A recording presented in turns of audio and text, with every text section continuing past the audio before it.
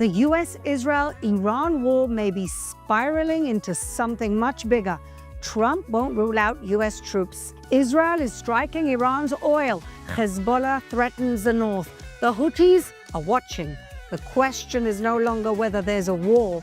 It's this: is the entire region about to erupt? President Trump is not ruling out boots on the ground. Watch this.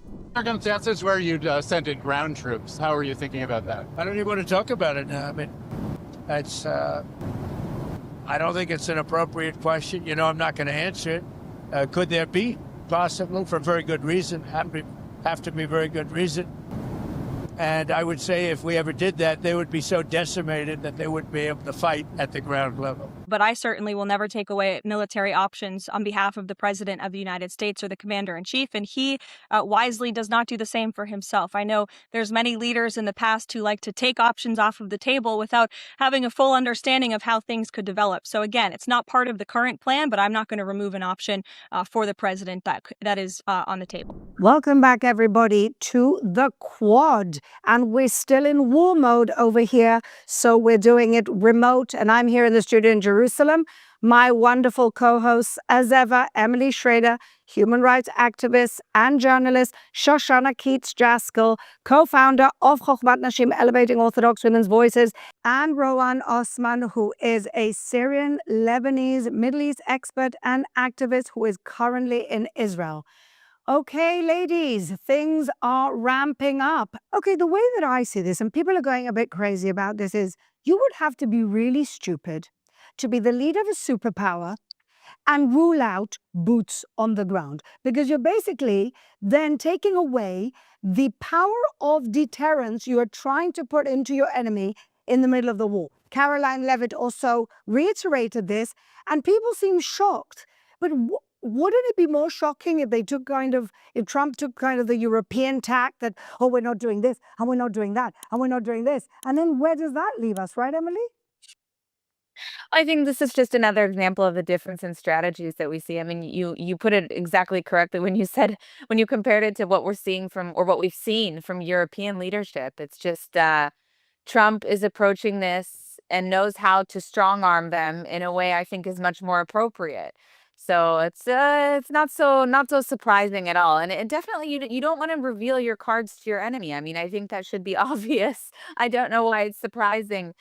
Trump says a lot of things. Yeah. We don't know why he says all the things that he says, but I know that a lot of them haven't happened. So, well, we'll have to see. We'll have to see what comes of this. But also, I think you know it's part of this whole psychological warfare, isn't it, Shoshana?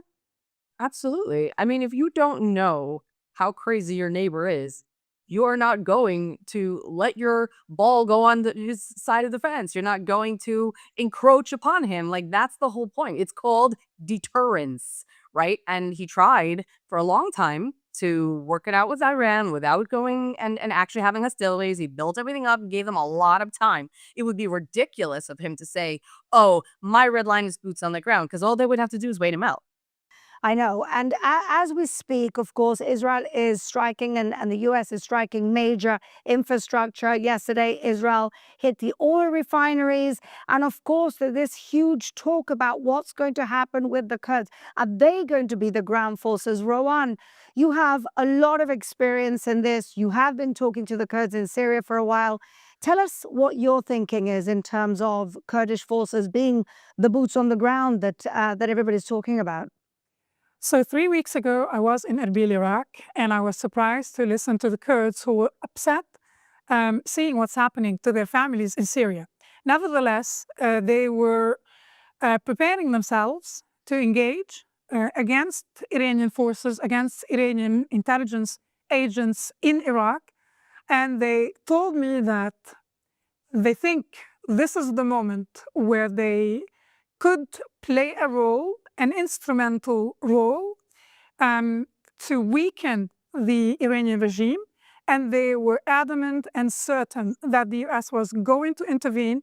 And they were preparing themselves, not only in Iraq, but also in Syria and in Iran. Yeah. Well, you know, that we've seen the Kurds stepping up to the plate. We saw that happen in Syria. We've seen it happen everywhere. But Emily, I know that you're a little bit concerned that this will create some type of fragmentation within Iran. Is that a concern, or do we need everything dead right now? Any invasion from any foreign entity is not going to be received well by the Iranians. Even the majority of Iranian Kurds don't want this. It would be catastrophic for the relations between Israel and the Iranian people. I mean, it would be a total betrayal. Territorial integrity is like non-negotiable for them. It would be hugely, hugely, hugely problematic. But the thing that's important to understand about the whole conversation with the Kurds is that everybody's denied it. For everybody, after it started to come up, even the Kurds denied it after the fact. The White House has denied it. Trump has said that he doesn't support that, and he's actually told them not to do something like that. It brings in a lot of sectarian interests that I don't think should be in the debate. If the Iranian Kurds, which many of them actually are armed, if the Iranian Kurds want to fight against the regime, then by all means they should. They should build a coalition with the Balochis and the Azeris and all the other groups of Iranians, all the other communities in the country that are, some of them are working to mobilize that way. But to frame it as a Kurdish issue specifically, that's never going to fly with Iranians. Never. There will be a lot of pushback in a way that ultimately blows back at the U.S. and Israel. Yeah. Even if we're not involved. Well, they always blame us. It doesn't matter if we're involved or not. The other interesting thing when we're talking about who's going to be on the ground is maybe a surprising, maybe a disappointment statement by Trump regarding the future leadership of Iran. Watch this. Most of the people we had in mind are dead. So, we had some in mind from that group that is dead. And now we have another group. They may be dead also, based on reports. So I guess you have a third wave coming in. Reza Pahlavi, is he an option at all in your mind? I guess he is. Some people like him, and we haven't been thinking about too much about that. It would seem to me that somebody from within maybe would be more appropriate. I've said that. He looks like a very nice person. But it would seem to me that somebody that's there, that's currently popular, if there's such a person. But we have people like that. We have people that were more moderate. These were radical lunatics. Now, I feel like we've seen this before with the whole Venezuela thing, right? So you've got Maria Machado, who won the Nobel Peace Prize, is friendly with Trump. She was seen widely in the world as the main Venezuelan opposition leader. But then Trump says, you know what, she doesn't have the backing. She doesn't have the people behind her. Maybe he's right. Maybe he knows something we don't. I've got friends in Venezuela who tell me that, in fact, Trump is right. And now it seems that he's not embracing the leader that the Iranian people in the diaspora, and it seems also on the ground, want, which is Reza Pahlavi, who himself has very modestly said he's only going to be a transitional leader. He's only there to help the transition, and then people can elect for themselves. Is Trump being unfair here? Do you think that there's somebody else in place? Do you think he wants the new supreme leader to be his puppet? I'm very confused as to where the Americans see the day after in Iran. Rowan, do you have any insights for us on this? I definitely don't. Nobody knows what Trump is thinking and what kind of intelligence he's basing his statements on. However, I understand that if he endorses Pahlavi, we will see more resistance, even global resistance, because I met Iranians around the world who adore Pahlavi, and of course he is a potential leader, but many are opposed to him. Even our friend, the brilliant activist Masih Ali-Najad, is not fond of Pahlavi because there are those who remember the history of his father in Iran. What will come next, I don't know, but it certainly won't be Khamenei's son. Well, let's hope. Well, Masih Ali-Najad praised him just a few days ago. She's been back and forth about him. She was also in a coalition with him before it dissolved under Women Life Freedom. So there's a long history going back and forth with those two. Also, Hamid Ismailian. But yeah. No, I think that a lot of people, look, the monarchy is not what they want to go back to, but I think a lot of people recognize that if this is the one unifying leader at this very pivotal moment, then this is the leader that they have to get behind. I've had a lot of conversations with Iranians who are also not fans. They're not fans of the entourage of Pahlavi. But at the end of the day, I said to him, look, this is the moment. Like with Israel before 1948, there was a lot of division in the Zionist leadership movement. But at the end of the day, they had to get behind one leader in order to make it happen. That's what I keep telling them. That's a really important point. And I feel like, I'm just sitting here in Israel, just taking care of what I can take care of, but I am online all the time. And the disinformation or the different information, I mean, for me, watching these videos of like Tel Aviv in cinders, like it's like Pompeii, like 2026, Tel Aviv, or like the rats are fleeing. And I'm like, you take a step back for a second because sometimes you just want to answer them. And I'm like, blah, blah, blah, blah. Why am I giving into this? And you realize this is part of the chaos campaign, right? They want to inundate you with falsehood. They don't care whether you believe it or not, but they know what it does to your brain psychologically. You just turn off and you don't trust anything. And you believe then someone who's like calm, making sense. I feel like we all need to kind of step back a second and like, what we're hearing, what we're seeing from where we are is, I don't want to even gander a percentage, maybe 50% accurate. And so I'm just like, I feel like sometimes people at home want to know, well, what can I do, right? What can I do? Take care of your family, your space, your people, make sure they're okay, and just do what you can do to support those voices coming out of Iran who are people that you've seen for a long time, not like these new bots that come out of nowhere, because there's a lot online of disinformation, a lot. You can see identical messaging, like literally identical messaging. Tel Aviv is burning. They don't want you to see it. And they have a video from, I don't know, Afghanistan from 5 years ago. I mean, it's ridiculous. And with all that misinformation is a whole set of new misinformation that we're attacking Lebanon because we just apparently felt like it. Not because Hezbollah started attacking us. And honestly, I don't know whether you guys saw Michael Oren, Ambassador Michael Oren, in an interview in CNN where he basically called them out and said, you've just had a whole report about Israel attacking Lebanon and you didn't put it in the context that they'd been attacking us. Now, we have our own expert here with us. Rowan, you are Syrian Lebanese. You have family in Beirut. What are they telling you? And are they finally rejecting Hezbollah? What's going on there? A lot of people are opposed to what Hezbollah is doing. Even those who believe in Hezbollah's goals, ideology, those who hate Israel, are asking, what is your strategic game? You've obviously shown the world that you are incapable of defeating Israel, and that must be the understatement of the century. They are a joke. So they've been urged since October 8, 2023, to refrain from provoking Israel. And for 11 months, due to European Western naivety that urged restraint, that thought that diplomacy is going to change the hearts and minds of the leaders of the axis of resistance, that allowed Hezbollah to continue sending rockets into Israel, which brought a devastating war on an already weakened and suffering Lebanon. They stopped after the ceasefire. Now, the world was urging Hezbollah to please stay out of this war. You're not capable of helping Iran. And Ali Khamenei is up in smoke. You cannot influence this war.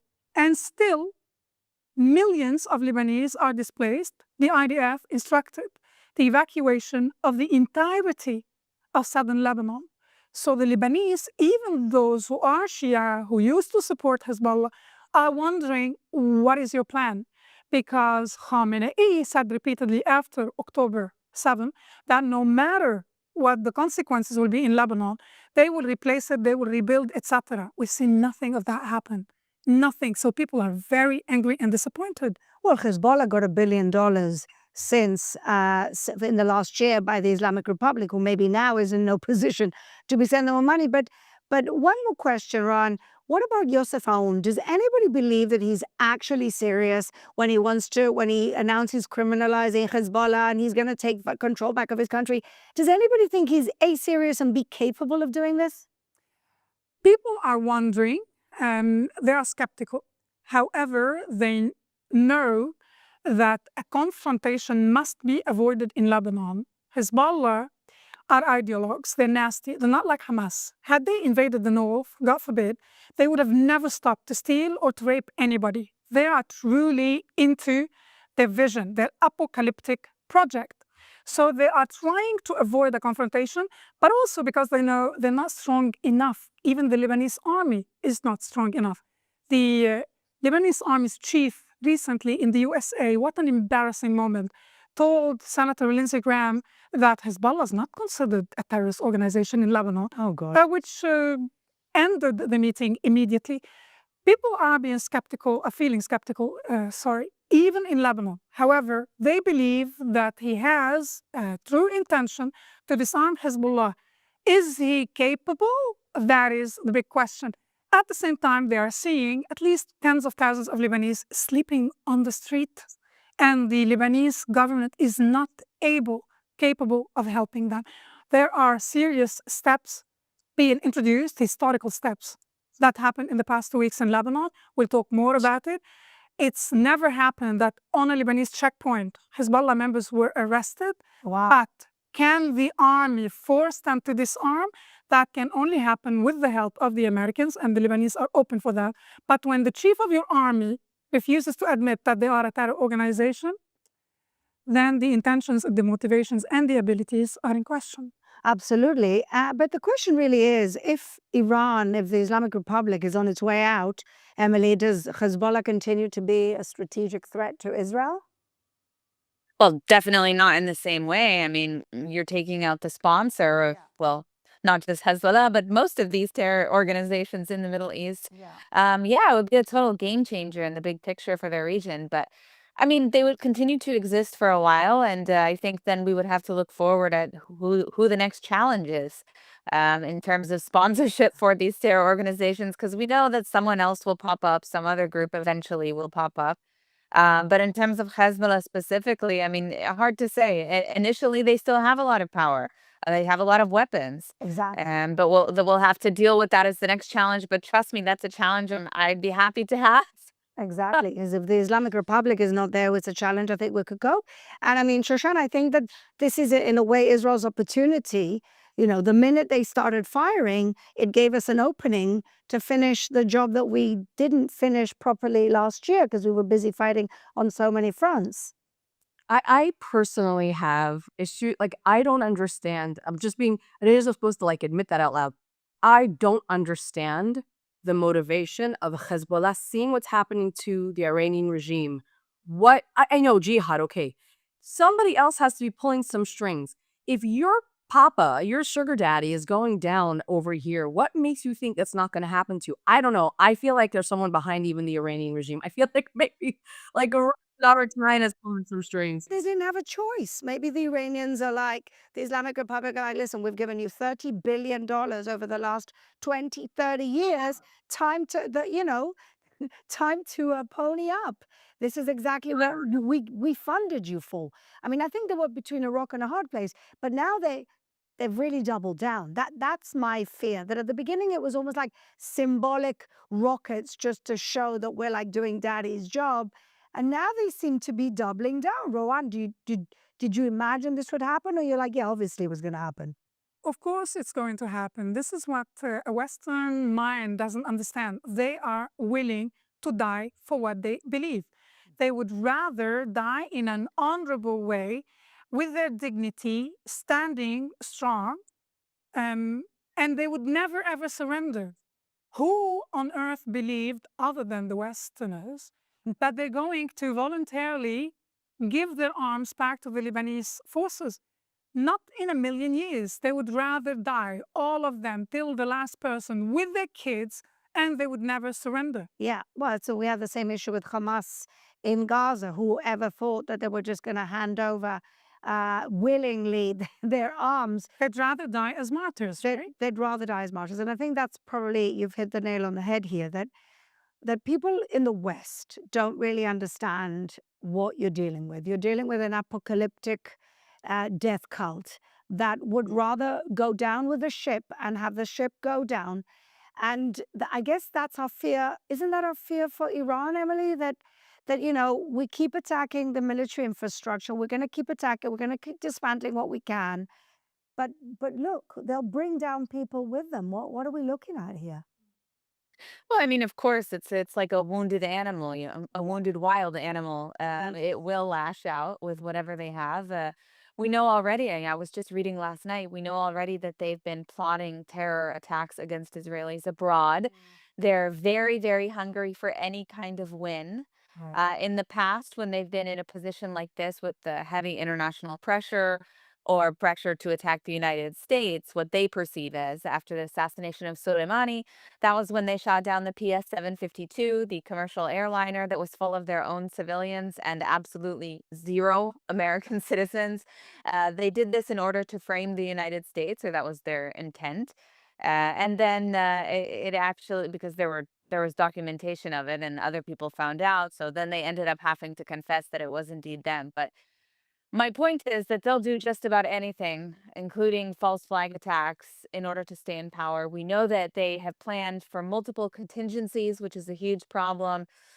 We know that the new supreme leader, Mojtaba, is significantly worse and more cruel than his father. He's involved with the suppression of the protest movement in 2009, also a very brutal crackdown. And he is just as, if not even more hardline than his father was. So it's not looking good in terms of the leadership. But then you also have Larijani behind the scenes, who is pulling the strings with the IRGC. So all of that needs to be dealt with for this to actually be successful. I was so encouraged by the first week on how much we managed to achieve in the first week. Were we lulled into a false sense of security that this could be done with in a few weeks, Shoshana? What do you think? Well, it's got so many people in my house right now. um, Shoshana, Yes. yeah, if you didn't have 20 people living in your house and in your shelter, the what would answer you is think? yes. I think we honestly are obviously analyzing as much as we can. And it's incredible what the Israeli Air Force, what the Israeli IDF and the American have done together. The coordination, the absolute like ability to do what they've done.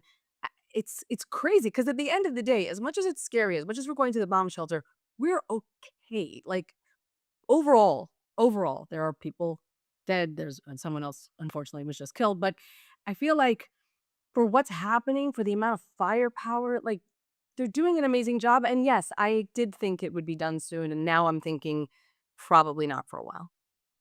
I mean, when you hear Trump speak and Hesketh speak, you think honestly, we've destroyed their entire navy.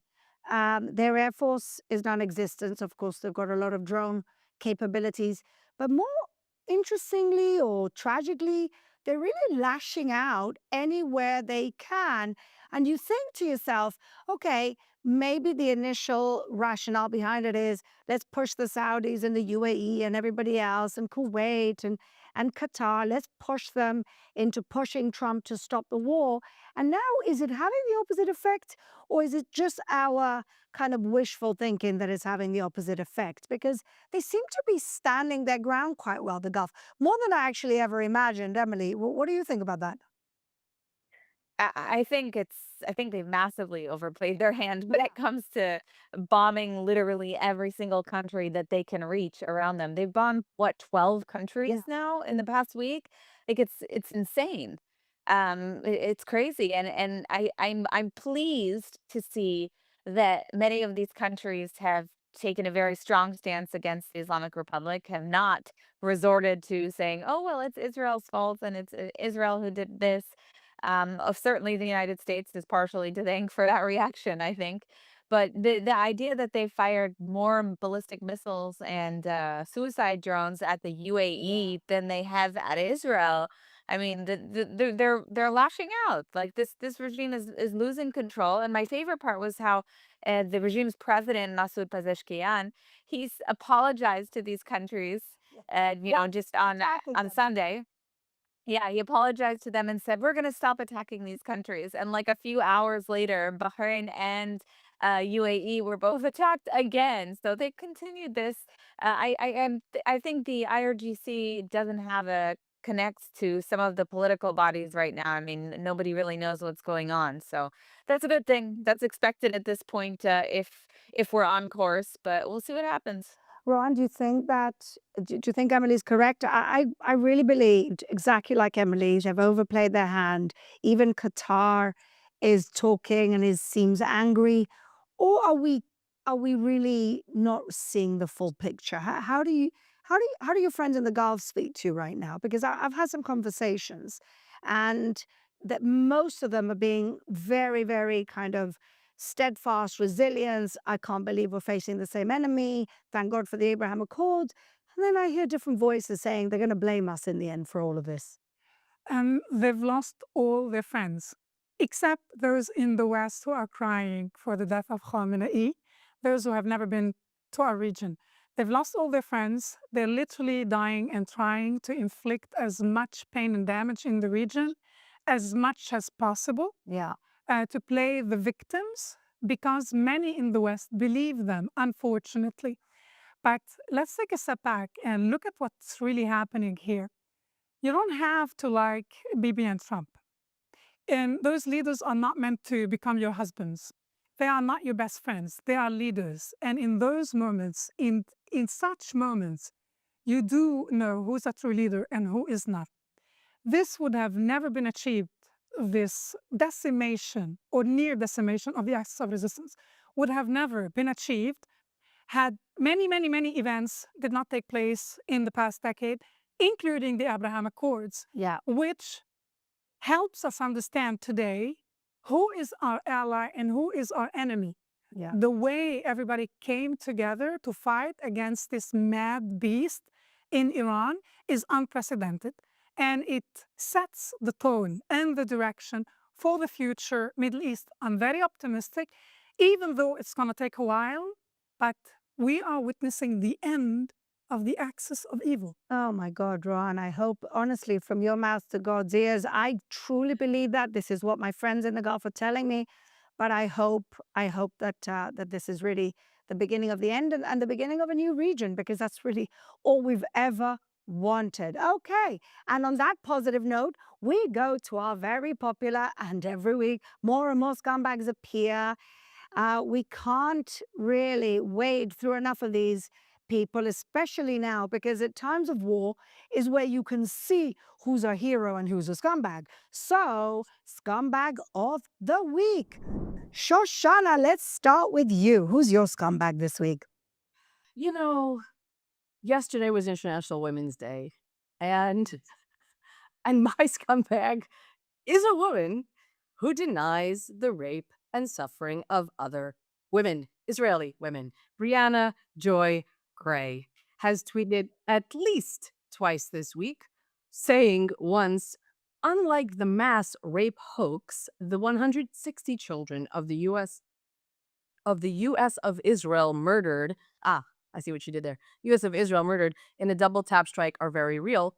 And she also retweeted someone who said, absolutely zero named allegations of rape by Israelis by Palestinians on October 7th. No allegations, let alone evidence. And this woman, she's the one who eye rolled when sister of a hostage was speaking on her show. Ronen sister. Thank you. You have to be such an evil human being to continue to deny the rape and sexual assaults, especially even after they've come out of captivity and spoken.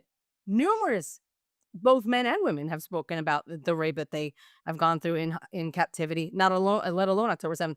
And I just have to say, Brianna, you are truly a scumbag. You are many choice words that I can't say because I don't say these things out loud, but truly you have to be an evil woman to deny sexual assault and rape, no matter how badly you want to hate a country. So true. There's a special place in hell for women like her. The good news is she got fired from her job after the eye roll. I'm not sure where she's landed, so she might be annoyed about the fact she doesn't have a job.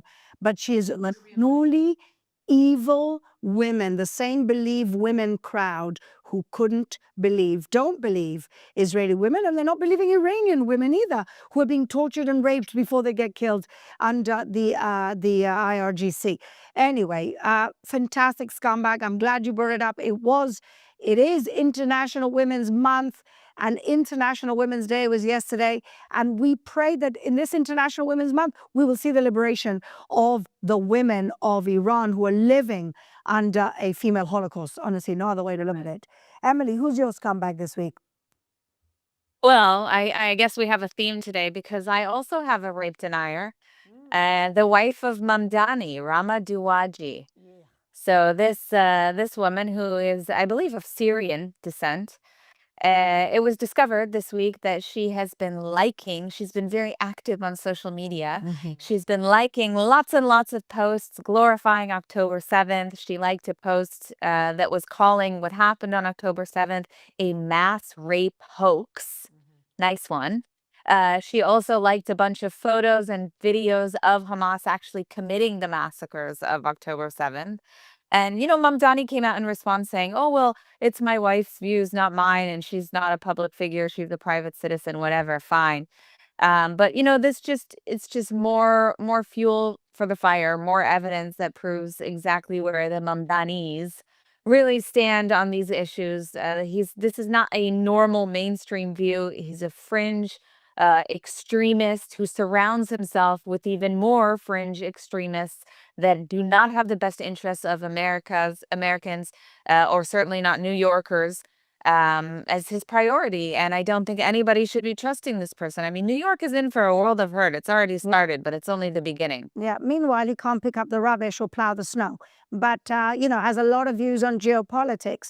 And, this excuse, oh, it's my wife and not me. If Melania had said anything, which is the mildest thing in the world, nobody would have said, oh, it's his wife and not him. The hypocrisy also of the media, to give her a free pass on being a terrorist sympathizer is disgusting. She is a very worthy scumbag. Thank you, Emily. Okay, Rowan, I can't wait to hear yours. Who's your scumbag this week?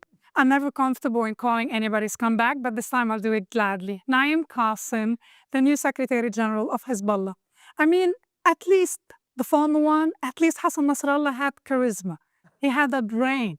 This guy is useless, he's spineless, he's a parrot, and he's so egoistic. In his last address to the Lebanese people, he said that they will continue with their assault against Israel until death. You can die alone. He's obviously committing suicide, condemned every member of Hezbollah to suicide, but I'd rather they did it on their own. And he's insisting he might be following the directions of the Iranians because, as you said, Fleur, they owe them a lot of money, etc. But I don't care.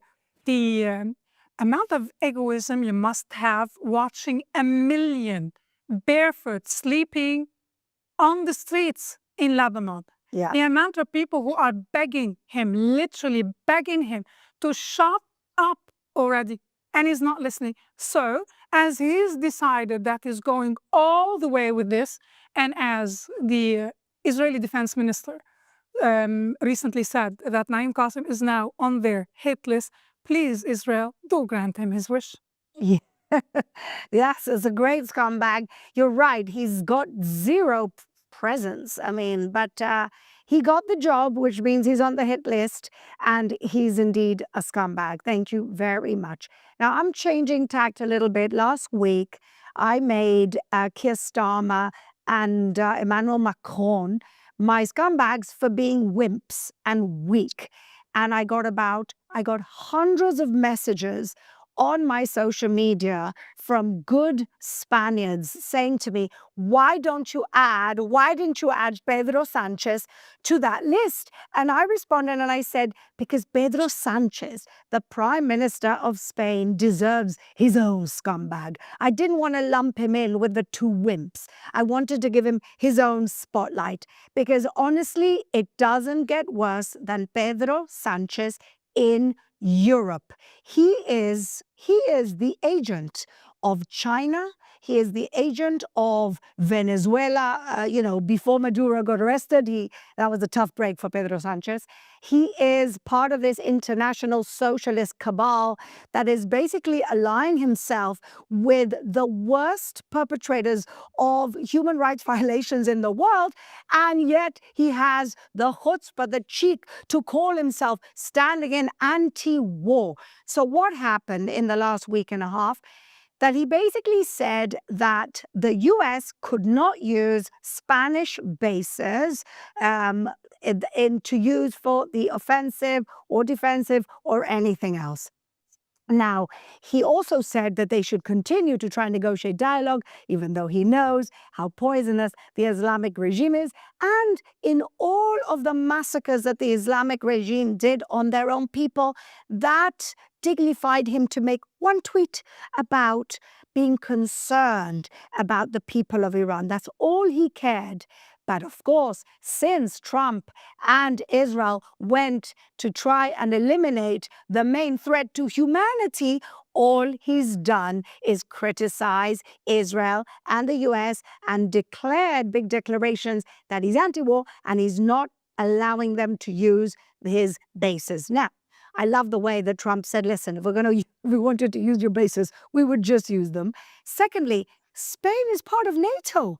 Let's not forget, Spain is part of NATO. They don't pay their dues. They haven't paid their increased dues that Trump insisted on. And in fact, this is where the hypocrisy lies. They want to use the protection of the US in NATO, but at the same time, they want to ally themselves with the worst dictatorships in the world.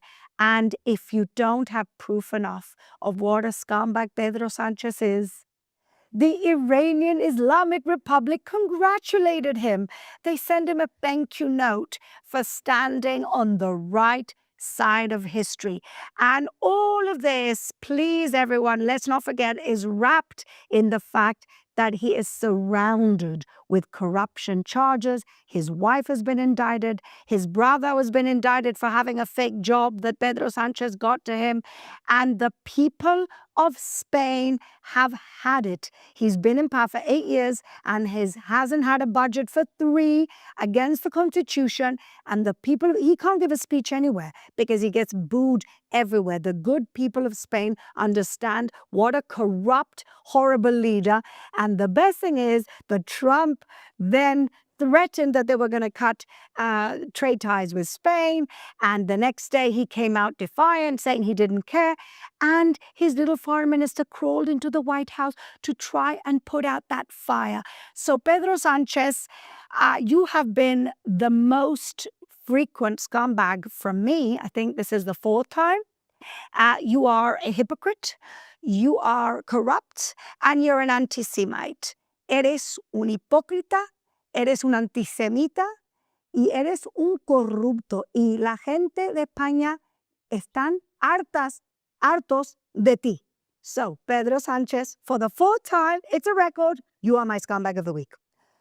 Did you see the Iranians go to the Israeli embassy in Spain and throwing flowers? It's the best. After he came out, they said, they're like, we don't believe that. We don't feel that way. And they're like tossing flowers. The guard's like, what are you doing? They're like, we just want to give flowers to the Israelis for saying.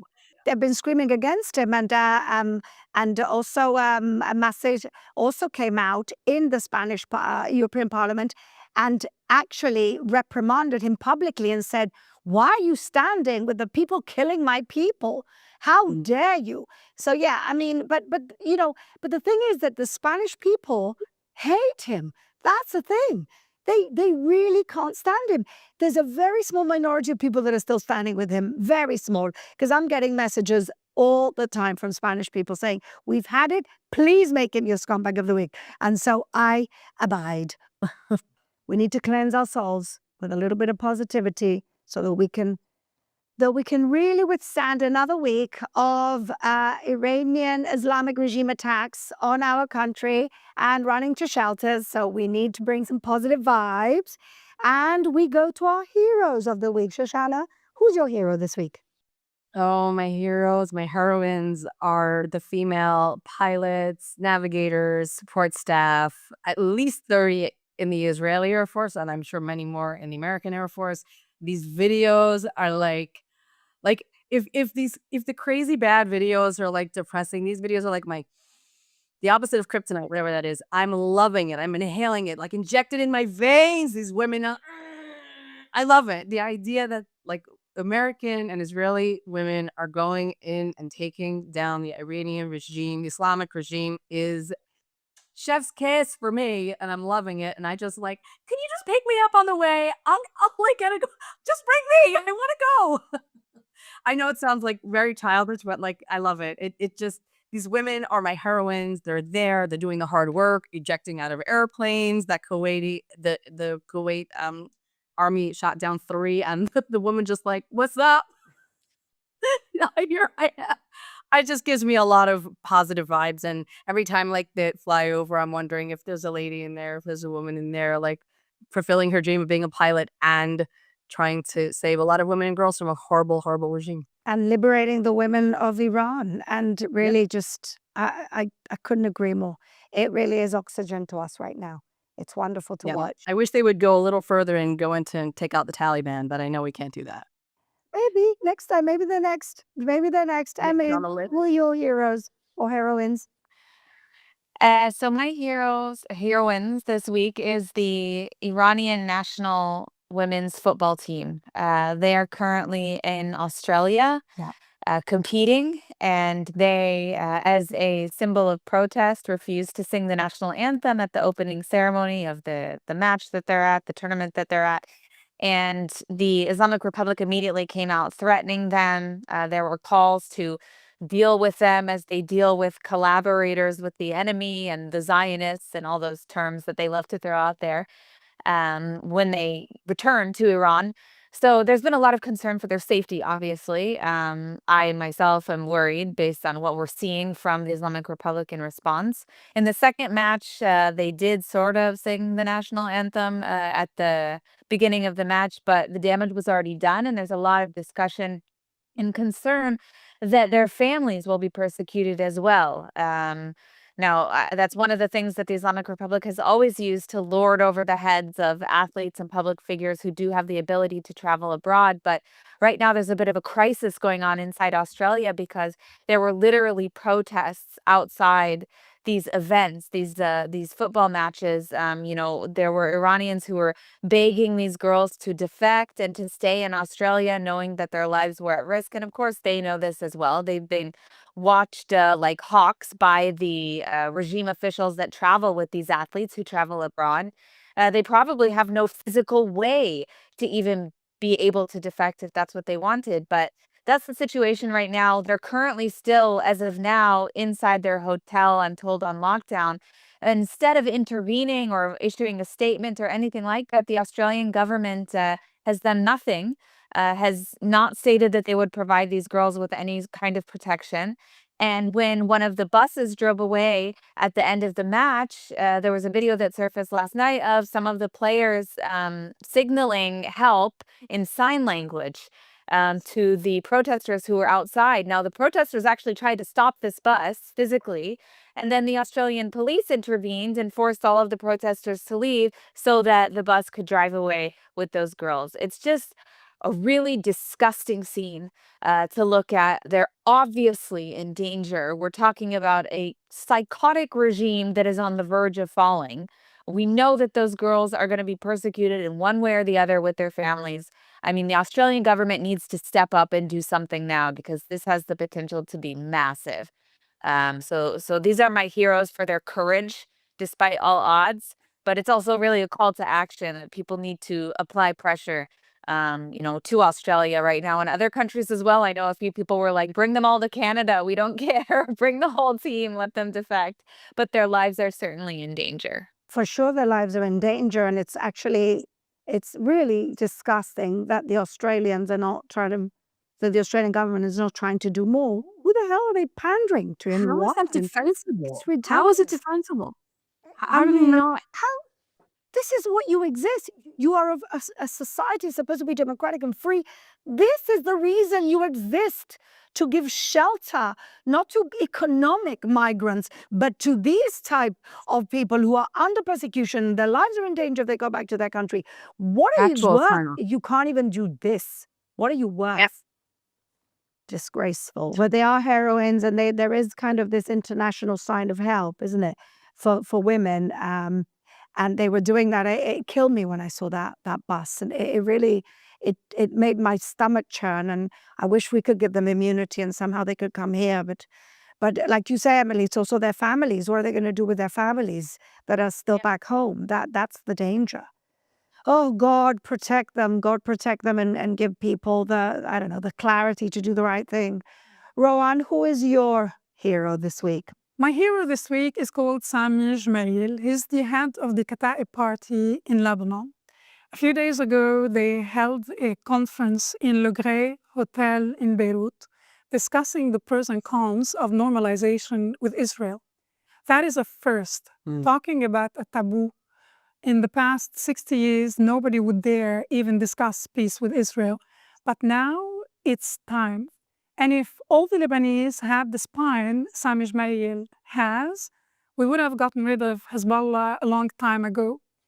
Bear in mind that his uncle Bashir Jmail was assassinated in the 80s, and he is one of the very few Lebanese who spoke directly to the Israelis, received them in Beirut. Now it's no longer a secret. And although every prominent voice in Lebanon was assassinated not long ago, after the assassination of Hassan Nasrallah, a lot of people in Lebanon dare speak up. What is done is unprecedented. They did not decide to go for peace with Israel, but the sheer fact, creating a platform attended by politicians, journalists, policymakers, discussing the pros and cons and criticizing Hezbollah is a massive, massive event. And a few days ago, he called upon the Lebanese government and the Lebanese army to arrest all Hezbollah members, to arrest Naim Qassem, arrest the Secretary General, force them to disarm. They will not do it voluntarily. He also called upon the Lebanese government to sever all diplomatic ties with the Iranians and to expel their diplomats. And he called them explicitly agents collaborating with the IRGC or agents of the IRGC who were wounded during the pager operation. We have proof. We will not forgive them. Remember the massive explosion at the harbor in Beirut. Yes. They've caused enough damage already, and I truly admire his stance, and may he inspire more and more Lebanese. Sami Jmail, you're my hero this week. Amen. Absolutely. These are the heroes when they come out against the grain and put their lives at risk in order to do the right thing for their country and their people.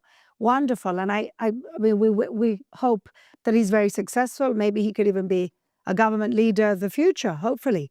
These are the type of leaders that we need to make a new region. So I'm changing a little bit tact. My hero this week is a Spanish guy staying with Spain called Aldo Comas. Why is he my hero? Now, he in Spain, there's these, awards like movie, TV, art awards, like we see in Hollywood every other week. And in Spain, they're called the Goya Awards. And so everybody shows up to this Goya Awards. Everybody's wearing their little, watermelon, free Palestine zombies. And he gets stopped and asked at the entrance of the awards, so what do you think? What do you think about what's going on? And he says, what I'm really surprised to see is that nobody's saying a word about the 50,000, 30,000 innocent Iranians that have been killed by the regime.